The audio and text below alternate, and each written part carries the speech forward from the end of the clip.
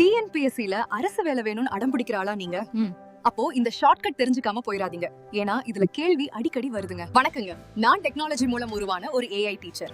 இன்னைக்கு அரசியலமைப்பு பகுதி 9A இருக்கிற நகராட்சிக்கான ஆர்டிகல் பத்தி தான் ஷார்ட்கட் போட்டு பார்க்க போறோம். பஞ்சாயத்து ராஜ்க்கான சரத்துக்களை ஷார்ட்கட் போட்டு வீடியோ போட்டிருக்கேன். டிஸ்கிரிப்ஷன்ல லிங்க் இருக்கு, போய் செக் பண்ணிக்கோங்க. இந்த நகராட்சியை பத்தி ரீசெண்டா கூட குரூப் 1ல கூட கேள்வி வந்துச்சுங்க. ஏன்னா டிஎன்பிஎஸ்சி எங்க இருந்து கேள்வி எடுக்கிறாங்கன்னு தெரிஞ்சுக்கிட்டா நம்ம கண்டதை படிக்காம முக்கியமானதுக்கு இம்பார்ட்டன்ட் கடுத்துக்கலாம். வாங்க ஷார்ட்கட் பாப்போம். நகராட்சி பத்தி பகுதி 9A ஆர்டிகல் 243P இருந்து 243 ஜட்ஜி வரைக்கும் சொல்லுதுங்க. ஷார்ட்கட் பாருங்க. முதல்ல P லெட்டர் வரும். Pனா பாராகிராஃப் ஞாபகம் வச்சுக்கோங்க. பாராகிராஃப்னா விளக்கமா தான் எழுதுவாங்க. எனவே P லெட்டர் வந்து நகராட்சி சொற்பொருள் விளக்கம் பத்தி சொல்லுதுங்க. அடுத்து Q வரும். Qல வரிசையா நிக்கணும் ஞாபகம் வச்சுக்கோங்க. அந்த Q வரிசையை பார்த்தா ஒரு அமைப்பு போல அழகா தெரியும்.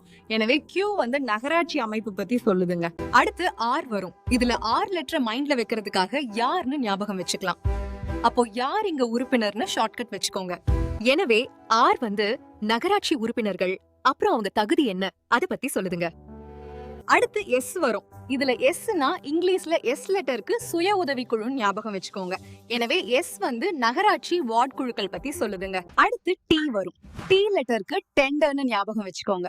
டெண்டர் எடுத்து ஒரு இடத்துல வேலை செய்வாங்கன்னு வைப்போம்.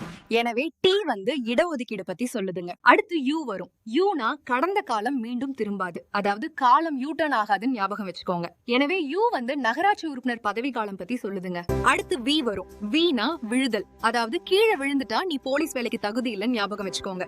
எனவே வி வந்து நகராட்சி உறுப்பினர் தகுதி இழப்பு பத்தி சொல்லுதுங்க. அடுத்து டபிள்யூ வரும். டபிள்யூனா இங்கிலீஷ்ல ஒர்க்னு வைப்போம். அதாவது ஒர்க்னா வேலை, அதிகாரம், பணி, எப்படி வேணா ஞாபகம் வச்சுக்கோங்க.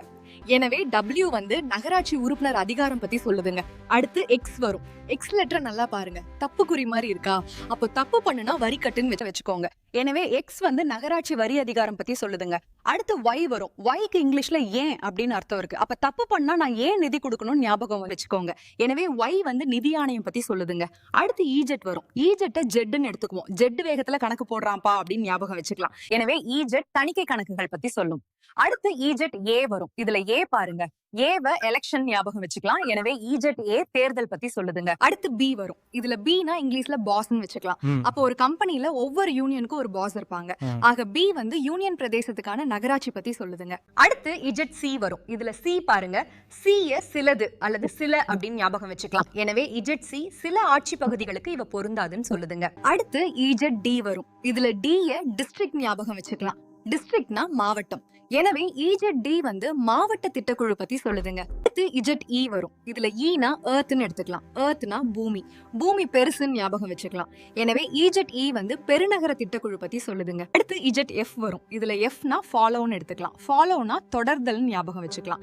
எனவே இஜெட் எஃப் வந்து ஏற்கனவே உள்ள சட்டங்களின் தொடர்ச்சி பத்தி சொல்லுதுங்க. அடுத்து இஜெட் ஜி வரும். இதுல ஜினா இங்கிலீஷ்ல கவர்மெண்ட்.